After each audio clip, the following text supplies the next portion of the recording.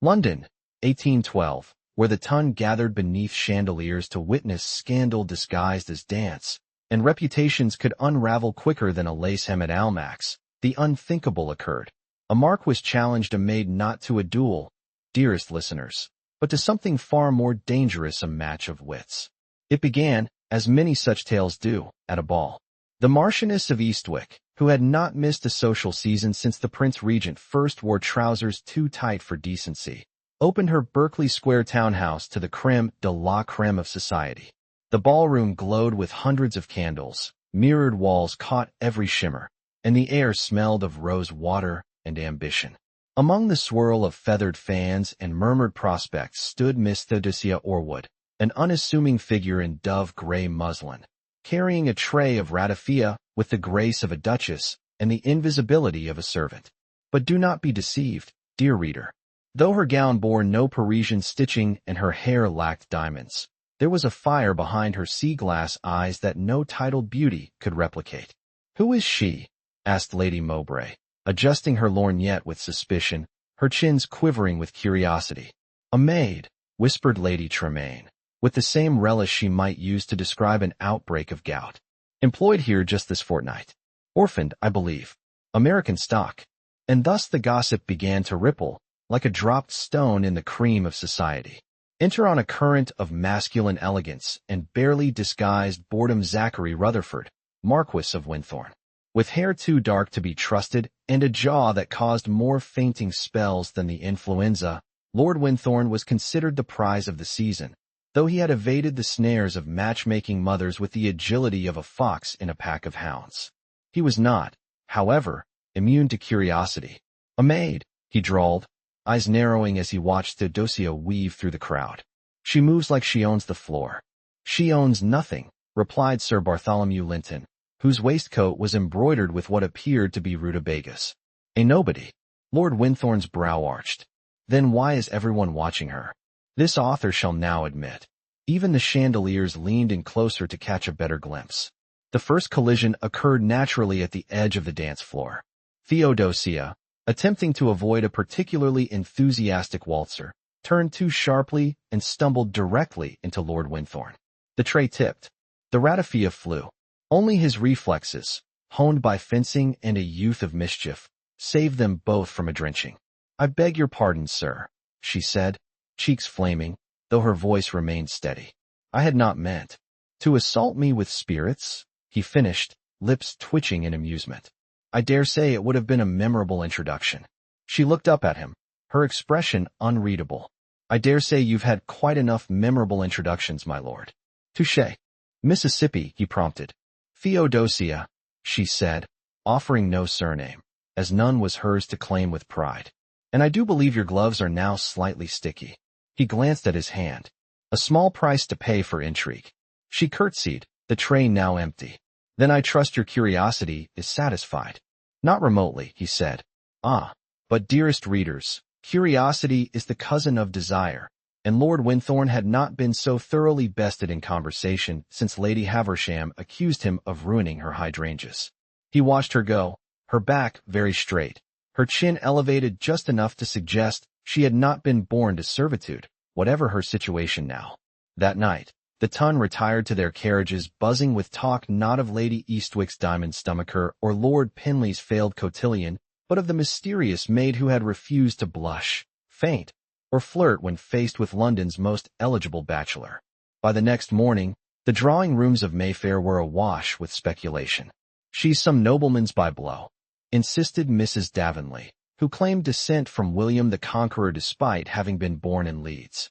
No, an heiress in disguise," countered Lady Pelham, who had once mistaken a footman for a viscount and never fully recovered. Only one person knew the truth, Theodosia Orwood herself, who sat in the modest attic room provided by Lady Eastwick and reread, for the third time, a dog-eared copy of Paradise Lost, her lips curling at the lines.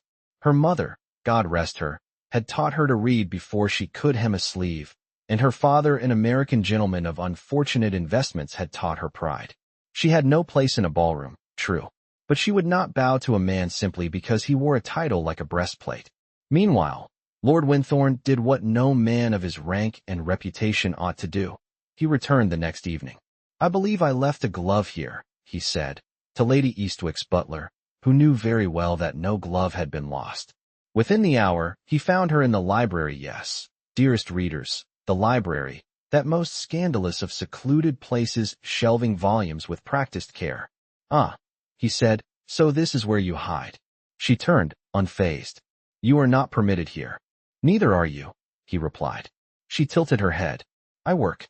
You loiter." "Touché again." He stepped closer.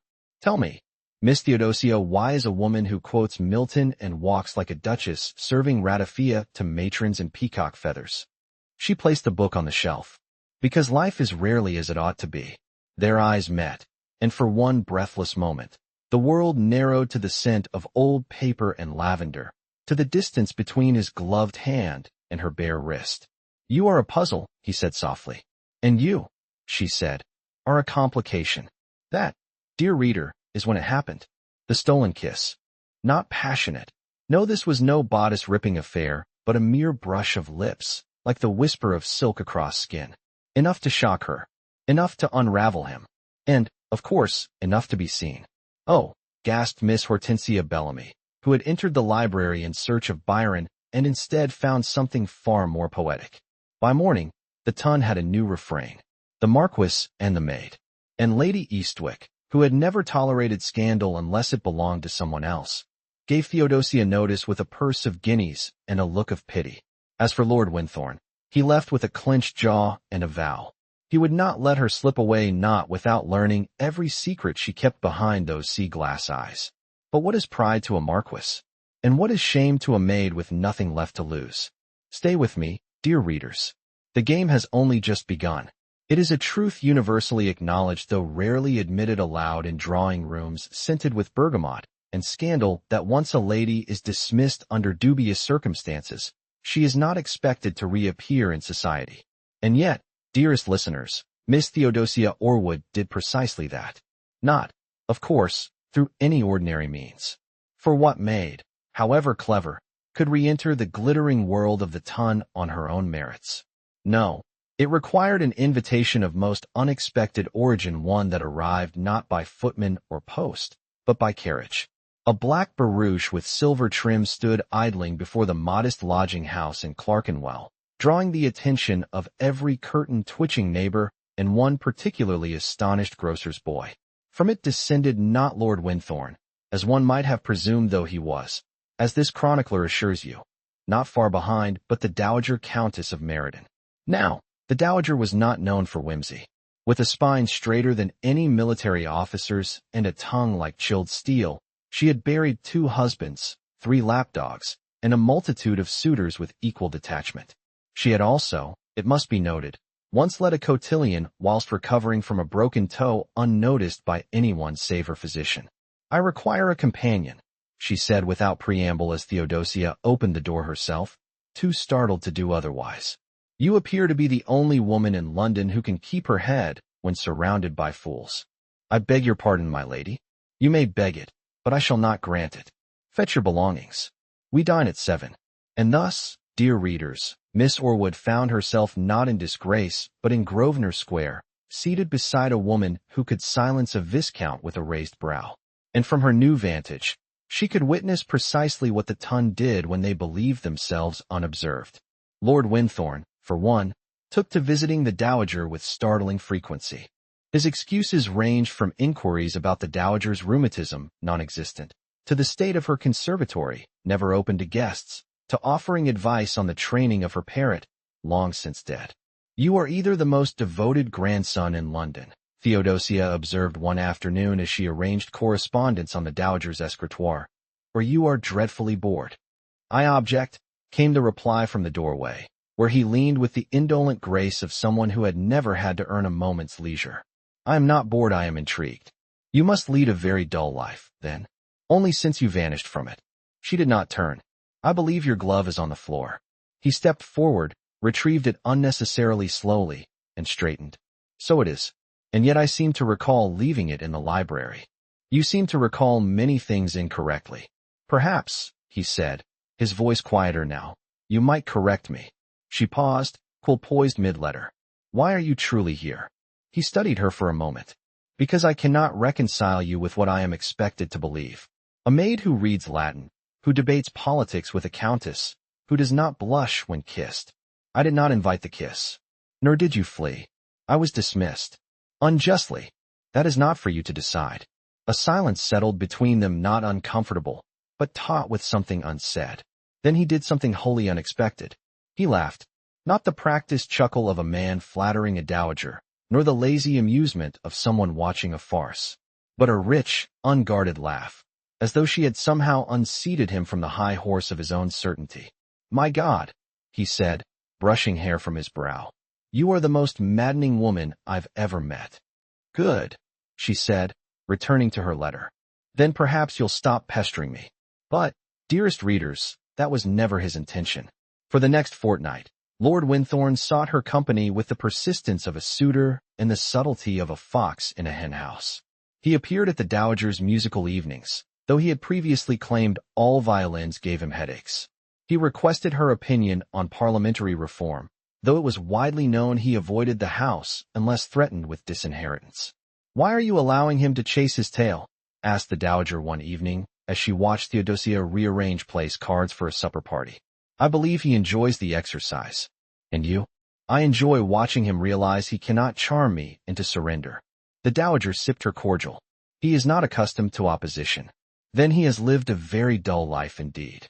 The evening's supper proved anything but dull. Lord Wynthorne was seated beside Theodosia, a deliberate arrangement, though the dowager feigned innocence. The table was crowded with earls, baronets, and one unfortunate viscount whose hunting tale was interrupted by a scandalous bit of gossip, that the Marquess of Wynthorne had been seen walking alone in Hyde Park. With a woman. Unchaperoned. Impossible, declared Lady Brambleton. Zachary would never endanger a lady's reputation. And yet, murmured Lord Elverton, I heard she had no reputation to endanger. Theodosia set down her fork. Lord Wynthorne did not look at her. If you mean to insult Miss Orwood, I suggest you find sharper wit. Come now, Elverton said, laughing nervously. It was only a jest. Then you are worse than a cad, Wynthorne replied coolly. You are dull. The table fell into a silence so thick it could have been sliced and served with syllabub. Theodosia, for her part, said nothing, but her hand resting on the linen moved ever so slightly toward his. She did not touch him, yet, and still, the tongue whispered. She has him bewitched, said Lady Mortimer, who once attempted to seduce Wynthorne with a poem and a peacock feather. He'll never marry her, said Lord Falmouth, who had debts the size of Kent and a daughter with ambitions. But this author observed that when Lady Brambleton's prized spaniel leapt into Theodosia's lap, Lord Wynthorne smiled as though the heavens had opened. And when she laughed low, surprised, unguarded, he looked as though he would have given up his title, his estate, and his impeccable boots just to hear it again. So what now, dear readers? A mark was pursuing a maid who is no longer merely a maid. A lady of no consequence wielding wit like a rapier. And society, gnashing its pearl-strewn teeth, unable to decide whether to crown her or cut her down. One cannot help but wonder, will pride win out? Or will love, as it so often does, rewrite the rules entirely? Now, dearest readers, it is a rare feat indeed when a scandal grows so deliciously tangled that even Lady Grafton's notorious tapestry of gossip cannot keep pace.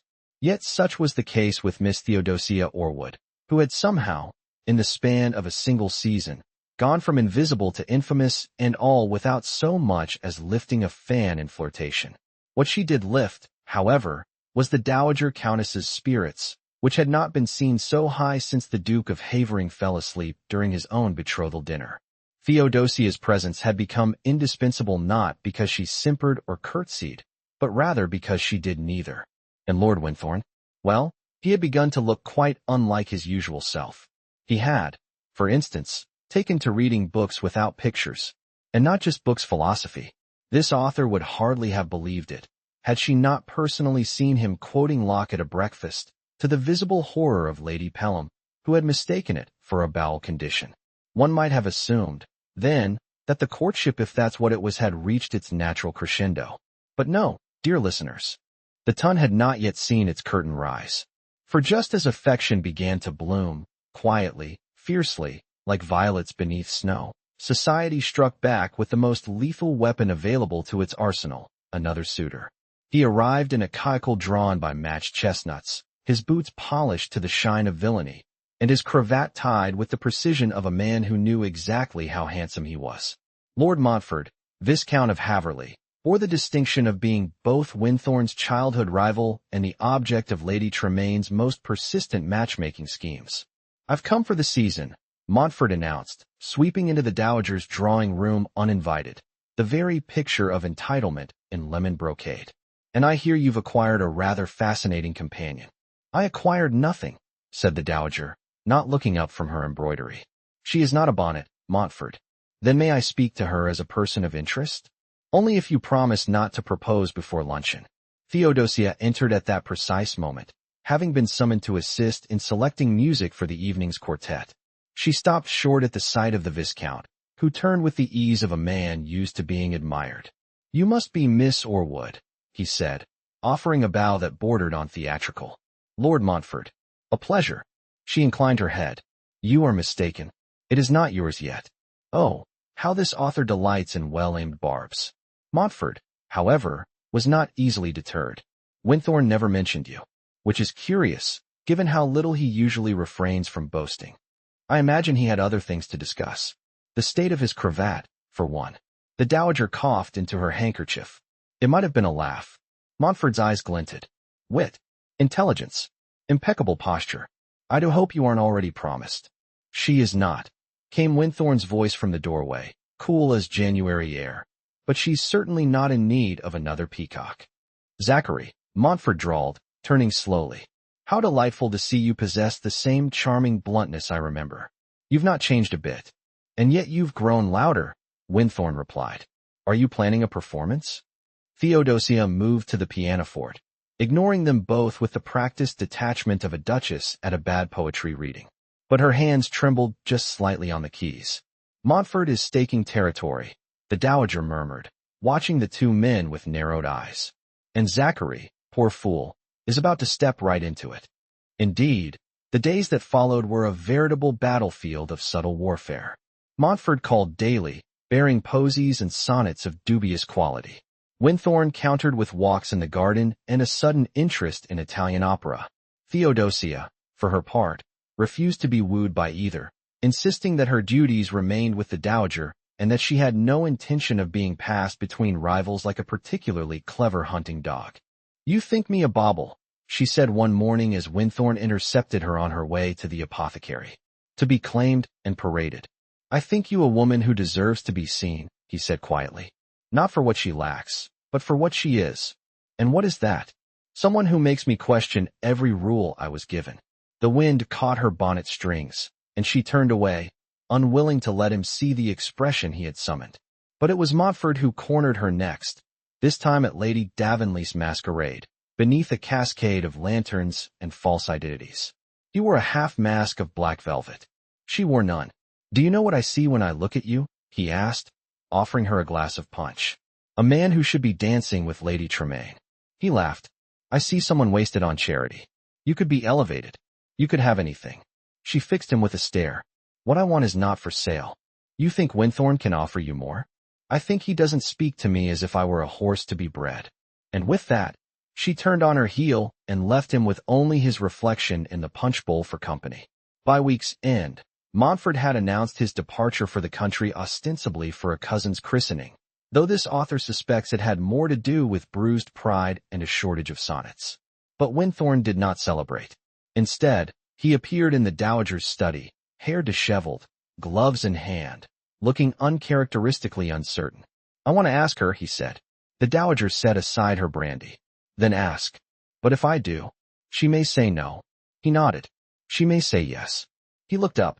"But if you wait," she said, "she will leave. And you'll spend the rest of your life pretending you don't miss her." Later that evening, as the dowager retired early with a feigned headache and the last guests departed into the fog, Theodosia found herself in the library, shelving a slim volume of Dryden. "I thought you'd gone," she said without turning. "I nearly did." He stepped forward, stopping just short of touching her. You once told me life isn't as it ought to be. She nodded. But what if, just this once, it could be? She turned then, slowly, and found his hand extended not in command, but in hope. Marry me, he said. Not because I'm a marquis. Not because society would gasp. But because I am better with you than without. Theodosia regarded him for a long moment. Then she reached for his hand. Not as a servant. Not as a scandal. But as his equal. And though this author has seen many proposals, few have ever outshone that quiet, irrevocable yes. Dearest readers, this author confesses she had fully prepared her quill for a most satisfying conclusion, a proposal, a gasp, perhaps a faint, and yet, as is often the case where matters of the heart are concerned, the path to felicity is never so obliging as a country lane in June. No, just as the Marquess of Wynthorne dared reach for a future unblessed by the Tun's approval, the Tun, most predictably, reached back to snatch it from him. The morning after that quiet, devastatingly sincere proposal, the Dowager Countess's breakfast table bore not kippers nor kedgeree, but rather a letter sealed with the apple-green wax of Lady Brambleton and Omen, if ever there was one. The Dowager read it aloud with the same expression one might wear when discovering a mouse in one's glove drawer. She intends to organize a committee, the Dowager declared, toying with her teacup with ominous care, to preserve the moral standards of the peerage. Theodosia, seated across from her with a plate of toast that had grown quite cold, raised her brows. From what danger? From you, the Dowager said crisply. Apparently your continued presence in my residence has blurred the lines of propriety and encouraged a tide of ambition among the lower orders. How flattering, Theodosia murmured. Lord Wynthorne arrived shortly thereafter, boots dusty from a ride through Hyde Park and coat unbrushed, which, for a man known to once dismiss a valet for a crooked button, was tantamount to a declaration of war. They've summoned my uncle, he said without preamble. The Duke of Rounham. He's been instructed to intervene. Theodosia blinked. Intervene in what? In me, he said grimly. It appears I am considered a threat to the lineage of England. The Dowager gave a dry laugh. They should have worried about that the moment you learned to ride bareback through rose gardens. Theodosia stood, folding her hands. Perhaps they're right. Wynthorne's expression tightened. Don't you dare. I mean only, she said, meeting his gaze steadily, that their world does not bend easily. You may think you've chosen freely, but I am not so naive. They will not simply frown and look away. They will do as they always do, the Dowager interrupted, snarl and spit, and then move on to the next scandal. The Tun has the memory of a mayfly and the attention span of a hound in a sausage shop. Wynthorne stepped closer to Theodosia. I'll speak to my uncle. Theodosia nodded once. And I shall attend to the Dowager's correspondence. Lord Montfort sent another poem, I believe. It was not a rejection, but neither was it a promise. And so, as London's drawing rooms bristled with whispered indignation, did you hear? He's entirely serious. She corrects footnotes. Footnotes. Next they'll be letting butchers into the House of Lords. Wynthorne took himself to the Duke of Rounham's residence in Belgrave Square.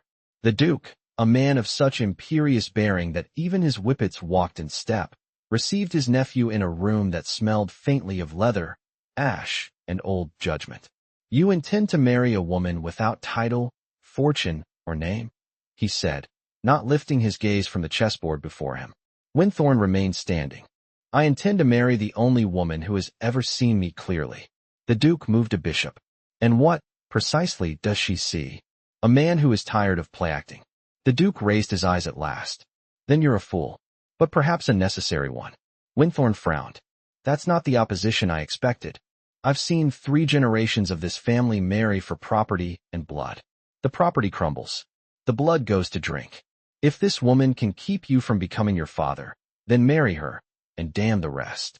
Meanwhile, back at Grosvenor Square, Theodosia found herself facing a very different sort of confrontation. Lady Cecilia Marchmont, a cousin to the Dowager and a woman with the face of a Madonna and the soul of a tax auditor, had arrived unannounced, chin raised as if braving a battlefield. I have come, she said, removing her gloves with deliberate precision, to determine whether the rumors are exaggerated. Theodosia offered tea. Which ones? That you have captivated a marquis with nothing but your wit. I find wit often more effective than a dowry. Cecilia's smile was tight. I see. And yet, here you are still a companion. Still unmarried. I did not realize the engagement of a marquis required committee approval. Not approval. Endurance. The ton will not forget. They will not let your children forget. Theodosia placed the teapot down with a grace that belied the storm in her chest. Then I shall teach them not to care. Cecilia gave a small nod, as if acknowledging a worthy adversary. You're braver than I was. After she left, the dowager emerged from behind a folding screen where she had, by her own admission, been napping with one eye open. She's not wrong, she said. Marrying into the aristocracy is like wrestling a lion in lace gloves. I'm not afraid of lions, Theodosia said softly. That evening, the doorbell rang just before supper. Theodosia, expecting a delivery of music scores, opened it herself. There stood Wynthorne, hair damp from rain, eyes bright with something fierce. I've spoken to Rownham, he said. He gave me his blessing. Or something approximating it. She stared at him, heart galloping in her chest. I don't care if we're snubbed at supper or seated beside the clergyman's wife at every ball. I don't care if they call you ambitious or me mad. I care that you read 3 books at once. That you argue like a barrister. That you never once tried to make yourself small. He reached into his coat and withdrew a ring simple, but elegant, the sapphire catching the last of the gaslight. I cannot offer you peace, but I can offer you truth, and a name that will be yours in every drawing room, every scandal sheet, and every whispered breath. She took the ring, slipped it on, and smiled not with triumph, nor with disbelief, but with the calm certainty of a woman who had waited her whole life to be chosen as herself. The dowager, watching from the stairs, dabbed discreetly at her eye with a handkerchief that smelled of gin and violets. Well, she muttered, we shall have to order more wine. And so, dear readers, when the banns were read at St. George's, and the ton filled the pews not to bless the union but to witness its impossibility, they were instead met with something undeniable. Love, in its most inconvenient, most ungovernable, most dangerous form. And not a single one of them could look away.